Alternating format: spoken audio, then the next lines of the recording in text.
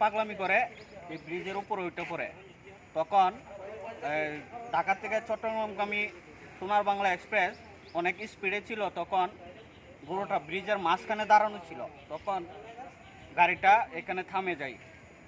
এরপরে এই গরুটি একটি জায়গায় আশ্রয় নেওয়ার পরে পরে তার যখন মহানগর প্রভাতী যখন সোনার বাংলার পরে আসলো, তখন মহানগর প্রভাতী ভৈরব থেকে ক্রস হওয়ার পরে এরপরে এই গরুটাকে নিয়ে সেরা ব্যাপারী এবং গরুর মালিক লোকজন নিয়ে সেরা গরুটাকে নামিয়ে নিছে।